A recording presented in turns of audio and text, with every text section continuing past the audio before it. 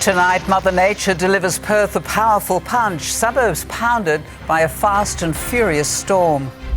Grand design, Perth's ugly duckling transformed into a Swan River showstopper. Police open Operation Stent to investigate sordid allegations against the Bishop of Broome.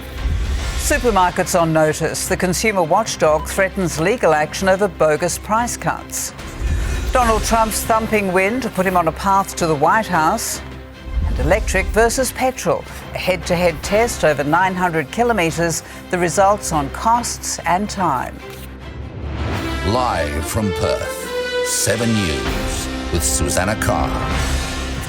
Good evening. It's been a rough afternoon for parts of Perth as a summer scorcher took a wild turn. Suburbs have been pounded by a freak storm that carved its way through the hills. Tonight there are stories of lucky escapes with trees and power lines down. We were braced for a summer scorcher. Instead, we got this. Absolute cracking storm. Showing how quickly things can change, catching parts of Perth off guard as a sunny morning turned into a rough afternoon. 41-degree day, and then we started to hear thunder and lightning, and within no time we had 10 minutes of total destruction. Fast and furious, the wind howled, Parkerville pelted, from Lower Chittering to Sawyers Valley. The wild storm carved a path through the Perth hills with such force, trees toppled, some landing on houses like here in Stoneville. In this street alone, 4 houses in a row. The power went out. Oh, look, that's the power. Thousands of homes impacted, all over in 10 minutes, but this was the main drag through Mundaring afterwards. It was insane. I've never experienced anything like that in my life, and at one stage there I was scared, absolutely scared. So many close calls, toddlers and babies at this childcare centre in Mahogany Creek, safe inside and no one hurt. We were a little concerned because there was water pouring inside from the side of the window here. Children were on the mat, so we immediately started moving the children to the side. Eerie for drivers near Northam, driving straight towards it. Those in the middle of it weaving around the mess. These pictures from Bullsbrook. A similar predicament for motorists in Mundaring, windscreen wipers in full swing. Perth, a place of extremes. South of the city, Mandurah's estuary, a hive of activity. Blue skies, the sun shining down on boaties, swimmers and those with a rod in their hand. Perth beaches told a similar story. This was City Beach just before Mother Nature's powerful punch. No indication of what was about to be unleashed on the hills. The sun back shining after minutes of fury. That'll take a lot longer to clean up.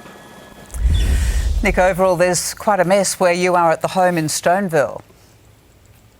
That's right, Sue. You can see a tree has wiped out the side of this home in Stoneville while the storm was at its peak this afternoon. It's crashed down onto the fence, leaving nothing but a mess of debris and branches there at the home. Now this tree trunk here just gives you an idea of the sheer power of the storm that ripped through the hills this afternoon.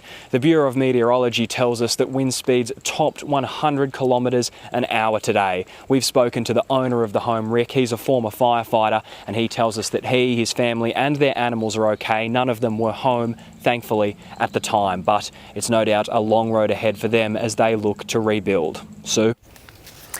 Thanks very much, Nick. Lucy Murray is also in Stoneville tonight. And how many homes are still without power there, Lucy? So as we go to air tonight, 33,000 homes are in the dark, and there will be like that for some time. There are hundreds of incidents like this one behind me where trees have taken out power lines. Crews will work through the night to try and restore power. The storm was intense. Winds hit 93 kilometres an hour. The damage stretching from the Wheatbelt to the Perth Hills. The Bureau says the worst is now over. The priority, community safety safety. Crews will be focusing on removing live and damaged power lines. Western Power says some services will be fixed in the next few hours. Some will be fixed later tonight, but for other areas it will take more time into tomorrow morning. So there is still lots of work to be done here. Lucy, thank you. And Syan, we've had a few summer storms in the past week. Will there be any more this week, do you think? Well, Sue, possibly. And summer storms are not too unusual in the Perth Hills, but today residents only got about an hour's warning before the system unleashed, with more than 50,000 lightning strikes in the wider metro area. Brookdale was smashed with 44 millimetres of rain, while Kalamunda copped almost 35 in less than an hour. Lake Chittering was near the fire threat yesterday, then recorded 29 millimetres of rain today. But in our beach suburbs and in the city itself, zero. Perth was warm and humid. It reached 38.3 degrees today, a couple of degrees cooler than the forecast 41. Some suburbs went way past it. It was 43 at the airport and in Northam, which, as you can see, also recorded 18 millimetres of rain. And while there is some relief on the way, there's another chance of a storm in the hills tomorrow. I'll have your full forecast after sport with Anna. Thanks very much, Syan. Perth might at last see one of its biggest ugly ducklings transformed into a swan alongside the river bearing the same name. The Perth Convention and Exhibition Centre is lined up for an overdue makeover that will transform part of the city. No one ever has a kind word for the PCEC. Our city deserves better than a shed on the river. Perth deserves better than a shed or a box on the river. This is much more than a shed or a box, a concept that makes a bigger impression on the precinct than the existing 20-year-old building, and the jewel in the crown is the unimpeded link to the Swan River. We've spent years creating a master plan for a precinct that will be activated night and day. In recent years, the PCEC has been bleeding business. Its exhibition areas and auditorium, small by Australian and international standards, convention and business tourism poached by bigger, more modern centres. Co-owners Wiley and Brookfield will add a second auditorium and more exhibition space. There'll be better pedestrian access to Elizabeth Quay next door, new commercial spaces and high-density housing. The key thing for us is that they've made that critical connection to the river and to the existing precinct with Elizabeth Quay. But what to do about the freeway access roads between the convention centre and the river that funnel thousands of cars into and out of Perth every day? The answer is to build over it. It will be like driving in a tunnel without having to dig a tunnel, a much cheaper option. It's not technically challenging. We build a number of projects over rail, roads, both here in the East Coast and internationally. The owners are coy about the price tag. How long's a piece of string? I'm lucky that my partners own a building company, that's all I can say. Certainly in the hundreds of millions. Jeff Parry, 7 News. A 7 News investigation into the former Broome Bishop Christopher Saunders has been credited as the source of a police investigation into historical sex crimes. Operation Stent is the name of the new probe, where the 73-year-old was questioned as detectives raided his old home in Broome.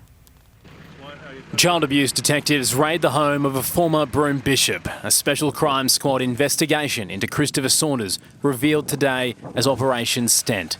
Searching for evidence at his Piggott Way property, at the same time interviewing him in Perth. It is an investigation into historical sex offences, so it may take some time to work through the new information. That new information, a top-secret Vatican dossier revealed by 7 News last year, prompting this latest probe.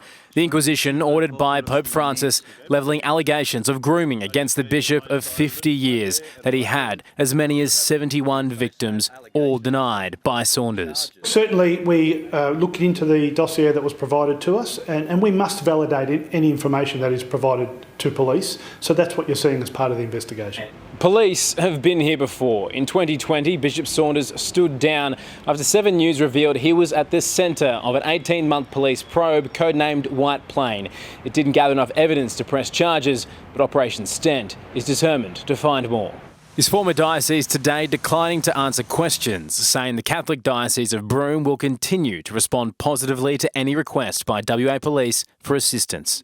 The 73-year-old has been released without charge, but not without suspicion. Ben Downey, 7 News. The consumer watchdog is putting supermarkets on notice. It's threatened legal action if it finds evidence of bogus discounts. The Prime Minister says he's open to giving the ACCC tougher powers to investigate allegations of price gouging at the checkout. In major supermarkets across the nation, down every aisle, sits the promise of big savings in the form of specials. You get really wary of these big stores and you sort of flip underneath to see what the real price was, and there's not much difference. I have to decide between, do I pay the rent or do I buy, a week's groceries? The consumer regulator is considering suing big supermarket chains, investigating what it calls now pricing, known as specials. If a business puts up its prices, say 10%, and the following day announces it's cutting them 10%, then that is misleading and deceptive conduct and illegal. The ACCC says it will not hesitate to take action against large suppliers who are misleading customers about prices. My government is concerned about the price of what consumers pay. The major supermarkets stressing we are not aware of any actual or threatened regulatory litigation in relation to pricing issues. We work hard to ensure we comply with all Australian consumer laws. The major supermarkets could face multi-million-dollar fines if found guilty. But tonight, the opposition also wants an ACCC investigation into price gouging. This is where we need transparency of fair prices from the farm gate to your plate. If the ACCC asks for more powers, my government's up for giving it to them. Isabel Mullen, 7 News. There's a potential new escalation in the Middle East tonight as Penny Wong begins her official visit there. The United States has condemned rocket fire from Iran that triggered alerts at its consulate in Iraq just hours after another American ship was targeted in the Red Sea.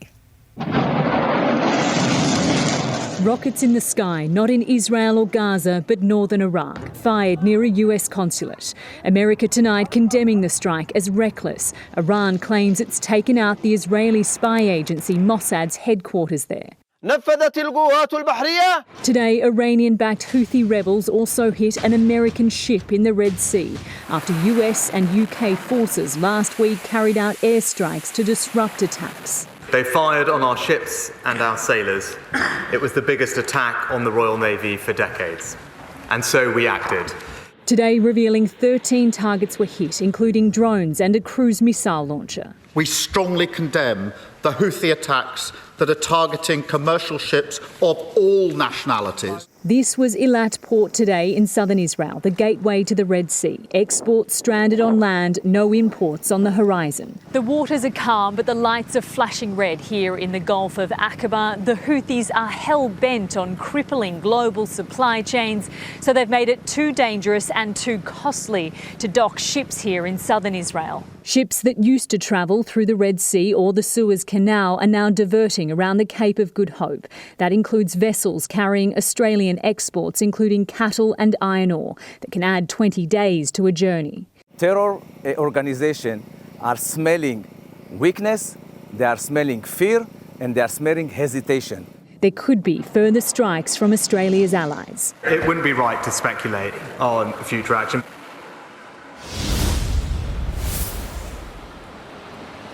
Anthony Albanese has reaffirmed a commitment to send more Australian defence personnel to the region to help with the Red Sea crisis. They'll arrive later this month, he said. Foreign Minister Penny Wong has arrived in the region. She's holding talks right now with Jordan's Deputy Prime Minister, where she's just announced an extra $21 million in humanitarian aid for Palestinian territories and refugees. This is a critical time for the world, and this is a critical time for the region as the fighting continues and human suffering worsens. Senator Wong will travel here to Israel later this afternoon. Sue? Ashley, thank you. Australia will start making missiles next year after the Albanese government signed a $37 million contract with US company Lockheed Martin. The guided missiles fired from the back of a truck will have a 70-kilometre range, with the first batch made in Sydney. As you all know, anyone who's witnessed recent conflicts, we live in the missile age.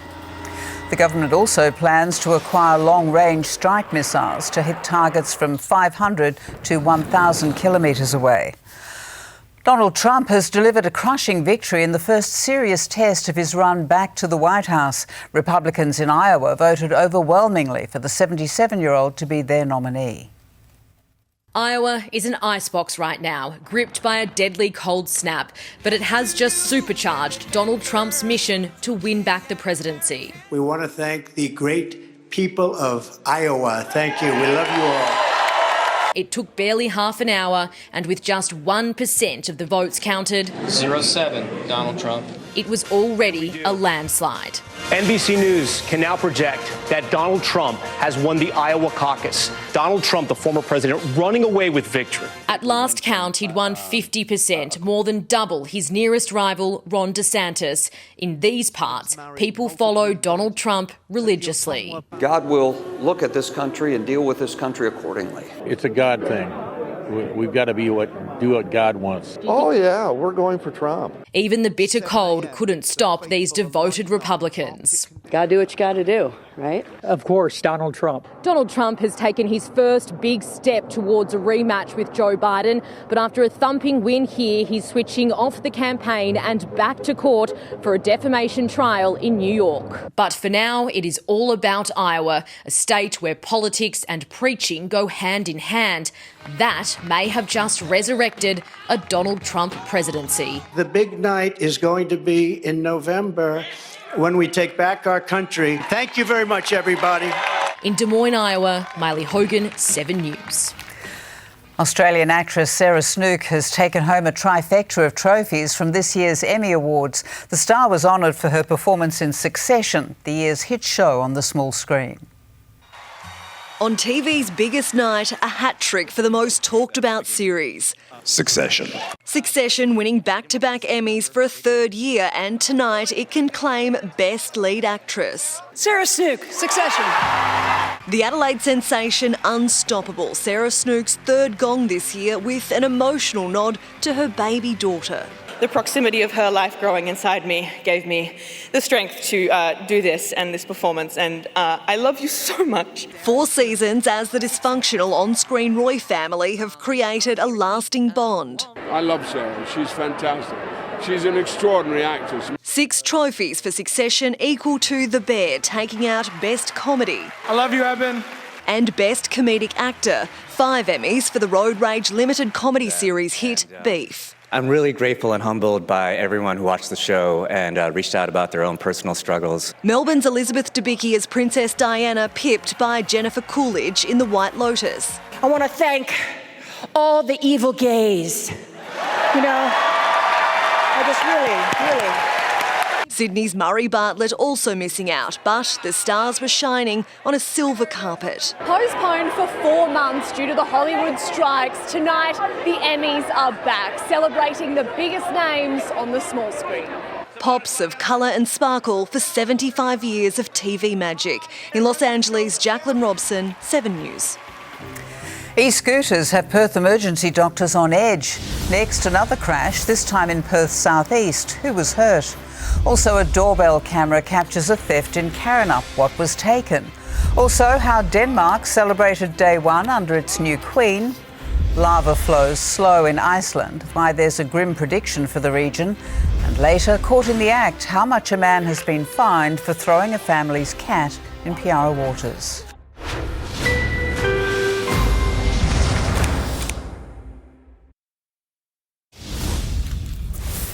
An e-scooter and a car have collided in Gosnells. It was being ridden by a woman in her 30s. The crash happened around 8 o'clock on Dorothy Street. Her injuries were bad enough she needed to be taken to Royal Perth, where she spent the night. Doctors have listed her condition as stable. A boy with autism has been left heartbroken after his therapy dog was taken. Police say the valuable French bulldog was snatched from his home in Carrinup. Alice Murray reports.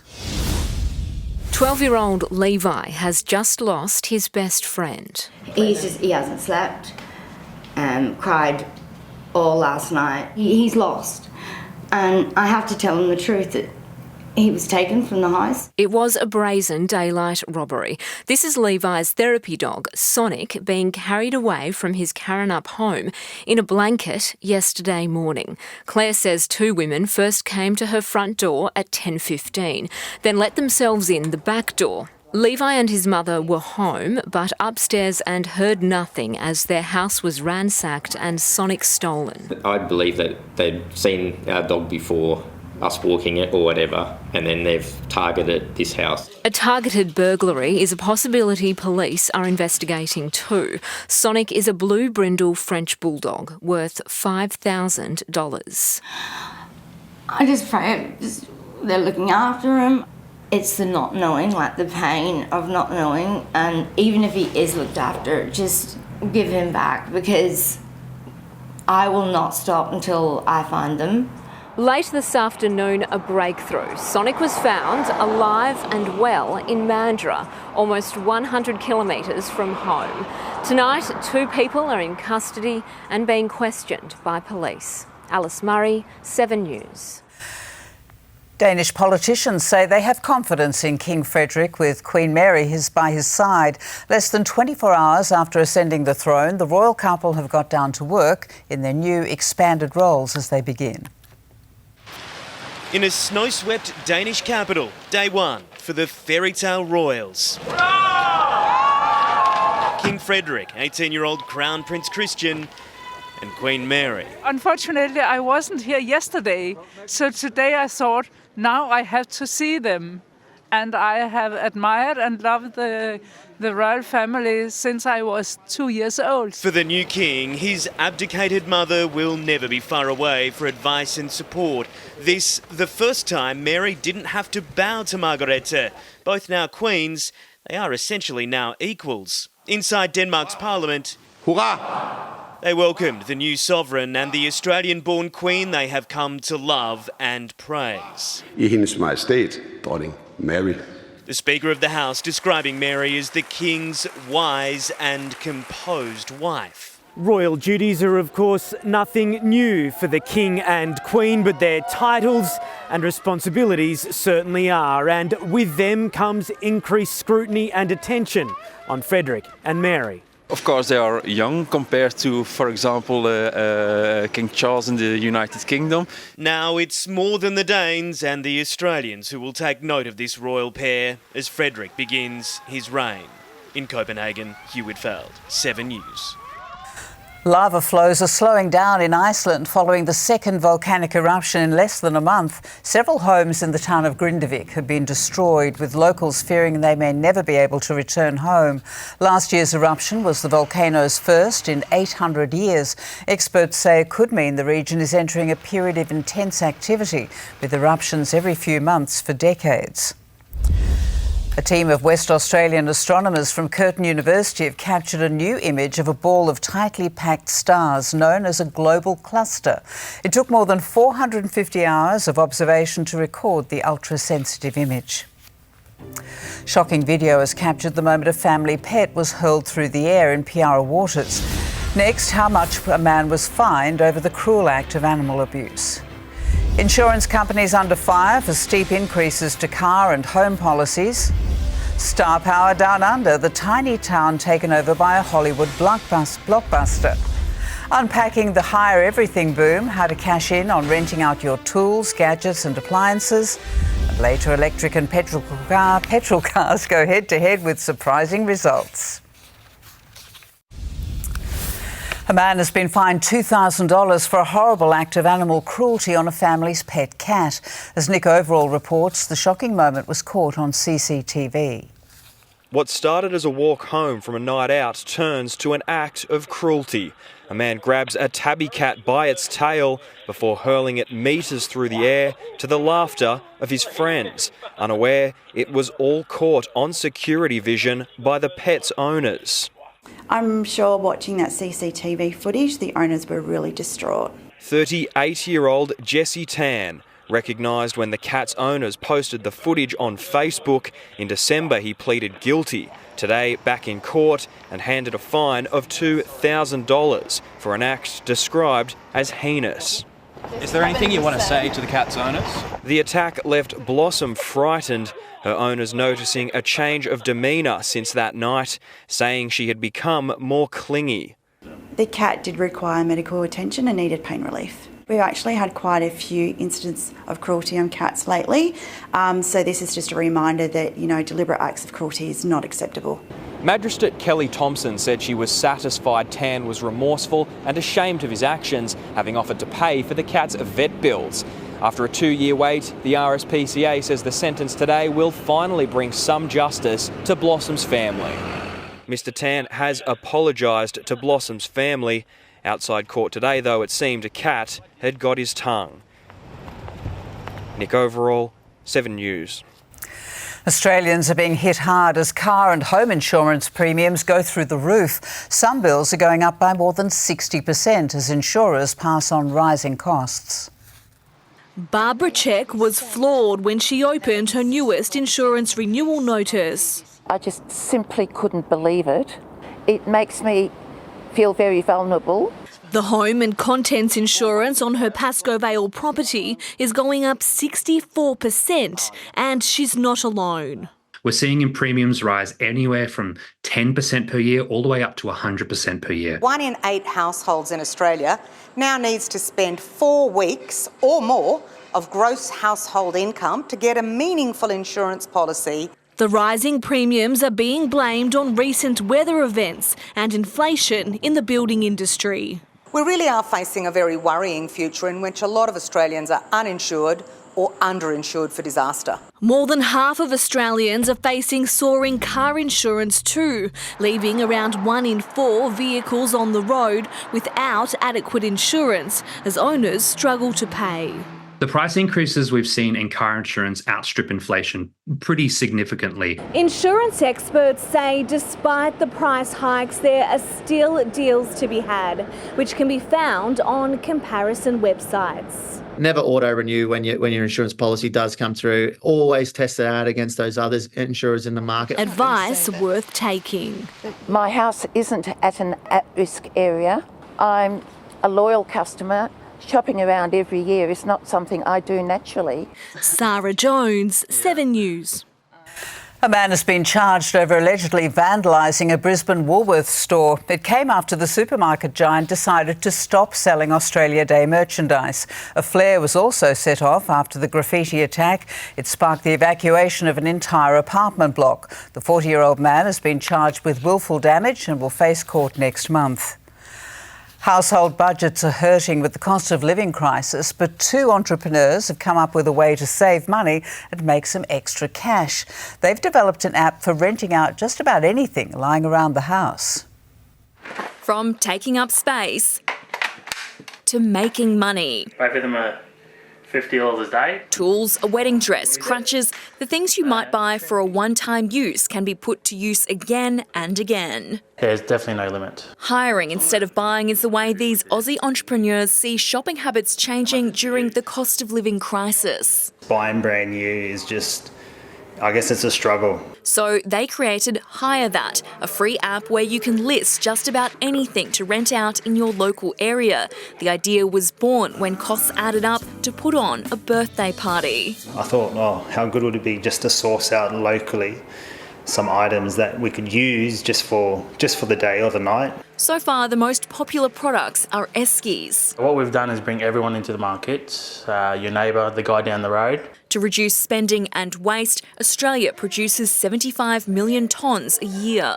Reduce, reuse, recycle was the guide to preventing waste, but that's now expanded with borrowing and renting included at the top of the chart. Just by reusing items, you're reducing buying brand new and throwing away things that just get stored in actually your garage shed. Not only have you helped the environment with the packaging, you've also saved money, and the lender has also made money. Saving the planet and the budget. Rosanna Kingson, 7 News.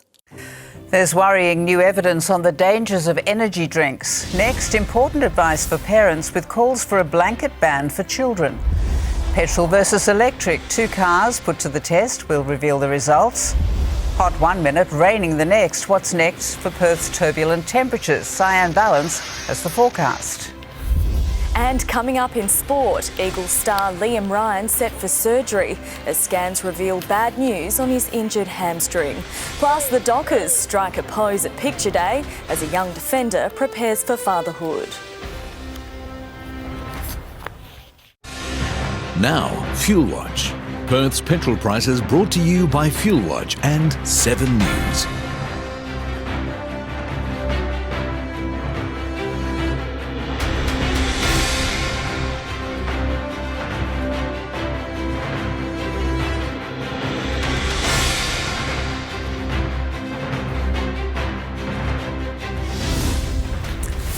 Checking the markets, and Australian shares slumped over concerns Europe's central bank might delay rate cuts. The ASX 200 down 81 points. Falling commodity prices weighed down energy, utilities and materials stocks. The supermarket giants also dropped. Gold is trading at $2,046 an ounce. A tonne of iron ore is $132, and $1 Australian dollar is buying just over 66 US cents. There's new evidence tonight of the dangers of children guzzling energy drinks. The study linked consumption to severe mental health issues, including suicidal thoughts. Experts want to stop them being sold to kids for good. It's not hard to see why some energy drinks are so appealing to children.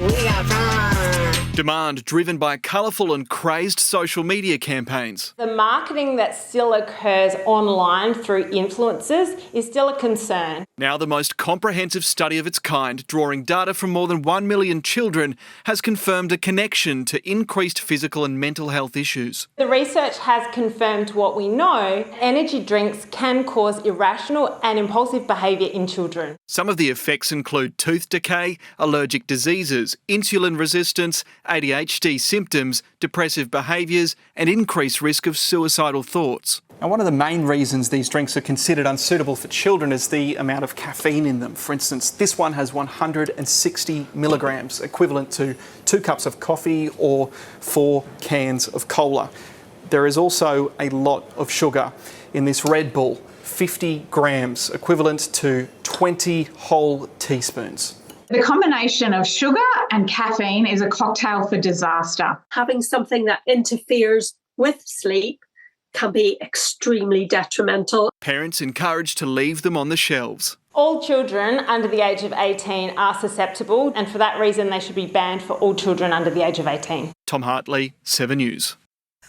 Hollywood superstar Liam Neeson has just started shooting a blockbuster action movie in the most unlikely of settings. It's caused quite a stir for one tiny Australian outback town.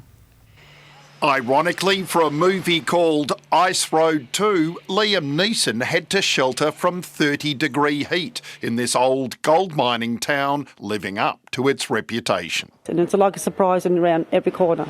The Hollywood superstar had a cut on his forehead in his first scene as he reprises his role from Ice Road as a trouble-prone truckie. What the hell was that? The sequel is set in Nepal. Walhalla with a makeover. Neeson's character is in a bus attacked by Nepalese mercenaries. I think it's a little bit odd, but I think it's great for local economy. I've watched heaps of his movies, so it's pretty exciting. But even in this town of just 20 permanent residents, he's pepped. I'm having a sticky beak. I'm a member of the local camera club, so I had to come and get some shots, you know. This is personal. Now I'm angry. Nick McCallum, 7 News. A recent Finder survey has revealed Australians have more than $1 billion in unused gift cards. It may be a practical gift choice, but they're challenging to keep track of. The survey found women are far more likely to let their funds expire than men. But it's not all bad news. Any gift cards purchased after November 2019 must come with a minimum 3-year expiry date. Petrol versus electric, motoring experts in the ultimate Australian road test. The results may surprise you. Don't miss that story soon on 7 News. But First, Anna has sport, and Anna, some bad news for Liam Ryan. Yes, so it certainly wasn't the news the Eagles or their fans were hoping for. I'll have the details next. Plus, an update on Dockers defender Luke Ryan's ankle as his teammates strike a pose. And all the hits and misses from the Australian Open, including a 5-set thriller.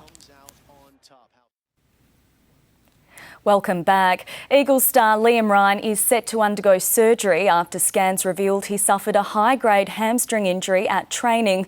The club is hopeful the forward will be fit to return for the early rounds of the season. It didn't look good. Scans have confirmed it wasn't. Liam Ryan needs surgery on the hamstring he hurt yesterday. It's the opposite leg to the one he hurt last season. The start of next season is now in doubt for the high flyer. The club won't know how long he's out for until after the operation, saying it's hopeful his return will be in the early rounds. Freo's day, far more relaxing.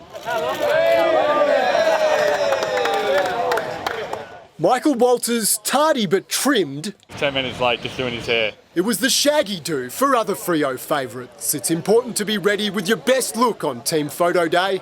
3, 2, 1. Brennan Cox is counting down to fatherhood in just a few months. Not too much has changed just yet. But I'm sure that when that day comes, it will. It'll give me a lot more purpose to play with. Obviously playing for my boy. Exciting. The due date in late March could clash with Freo's round 2 match against North Melbourne. Not sure how we'll combat that just yet. Hopefully we get lucky and miss it. Luke Ryan lucky this wasn't too serious yesterday, but he's not about to take any risks, rolling up for the team snap with strapping. There's a bit of mayo on it, the way he was on crutches yesterday and now they're gone, but no, he just tweaked his ankle and he's already improved heaps from yesterday. Rory Campbell, 7 News. Pat Cummins says tomorrow starts a permanent move to the top of the order for Steve Smith. The Aussie captain didn't want to move his champion batter at first before Smith convinced him he needed a change. Seeing someone who's basically achieved everything in the game get really excited for a new challenge, I mean, you've got to entertain that, I think. Our live and free coverage of the first test against the West Indies begins at 6:30 tomorrow morning on 7mate. It's crunch time for the Perth Scorchers as they take on their arch rivals, the Sydney Sixers, at Optus Stadium this evening. Scorchers import Laurie Evans doing everything in his power to secure the win and a double finals chance. Perth are already testing out the depth of their squad. A finger injury for Stephen Eskenazi might force them to dig deeper. He retired hurt. Sam Whiteman went swinging. Has that caught something on the way through? Yes, it has. 1 wicket down, but with 2 in the pavilion, Josh Inglis didn't muck around. His wicket, a valuable one if the Sixers could claim it. There it is, there was the nick. He's gone, it's a huge breakthrough. It was also the ticket to the Laurie Evans show. He goes hard and straight and long. In a mood in his last game for the tournament. And again, he just wants to take every ball on right now. He found a way to get every ball in one over to the boundary for 4 or 6, giving Scorchers fans a treat. And there he goes again. What a 50 that is. Off just 22 balls, putting Cooper Connolly in position to launch in the final overs. Oh, that's a super swing of the bat. The Scorchers setting the Sixers 198 to win. Rory Campbell, 7 News. Tanasi Kokonakis had Australian tennis fans on the edge of their seats this afternoon in his first round clash against Sebastian Offner. The game went to 5 sets, Kokonakis winning the deciding set in a tie-break. It's Tanasi, that's tremendous. 7-6, in 5 sets. 6-7. After the heartbreak of last year losing to Andy Murray. He's got over Sebastian Offner in a high-quality first-round encounter. Kokonakis now faces Grigor Dimitrov in the second round on Thursday. Aussie Max Purcell has joined Alex de Minaur on his way into the second round at the Australian Open. The Wimbledon doubles champion will take on 11th seed Casper Ruud next after another day of drama at Melbourne Park. Max Purcell Australian Max Purcell needed 6 match points to down Hungarian Mate Valkuz through to his home slam's second round for the first time, thanks to a vocal crowd. I was gagging it so hard, so you guys really helped me get over the line that last game. Thank you. A fight last night against former world number 3 Milos Raonic for Alex Divinor. Oh, and he's got like 30 here. The Australian going past or over the 6'4" Canadian. Oh, he's got it. Tough man to lob, but he gets it. A hip injury forced Raonic to retire. Next for the world number 10, unseeded Italian Matteo Analdi. I'm going to be ready for that battle and, you know, whatever happens, happens. Light reading between games for two-time champion Naomi Osaka. Any tips in the book failed. Caroline Garcia inflicting a first-round exit on the new mum. I have to tell myself, like, hey, like 6 months ago you were pregnant. Beaten in a 5-set marathon finishing well after midnight. Tough for 22-year-old Aussie Rinky Hijikata. Long after game, set, match. Andrew McKinlay, 7 News. That's all in sports, Sue. A big blow for the Eagles with Liam Ryan. It's not the start they wanted for the year, is it, Anna? No, not at all. Sad. WA will be home to Australia's longest electric vehicle network. Once complete, drivers will have access to 98 charging stations across 49 locations.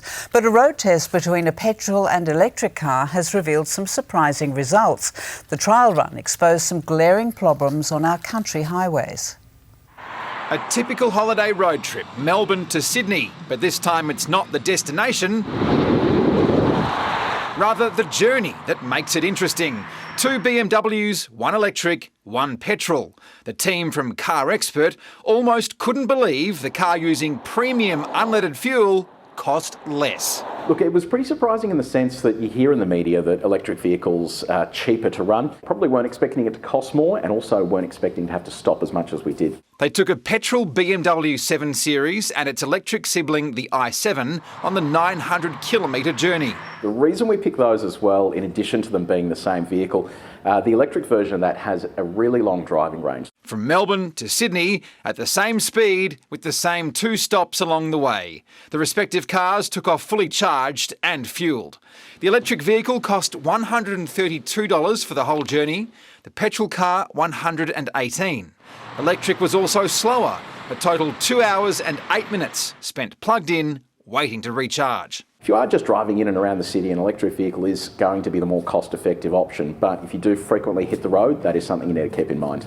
Making things more challenging, some charge points were out of order. When we were driving as well, we had the issue of running into the Optus network outage. That actually took out a lot of EV chargers as well. To fully charge an ordinary electric vehicle, it takes around 30 hours from a standard connection at home, 18 hours from a fast connection at home, just 40 minutes at a public point. The average cost to recharge, around $15.50 at home, $42 in public. So, the verdict?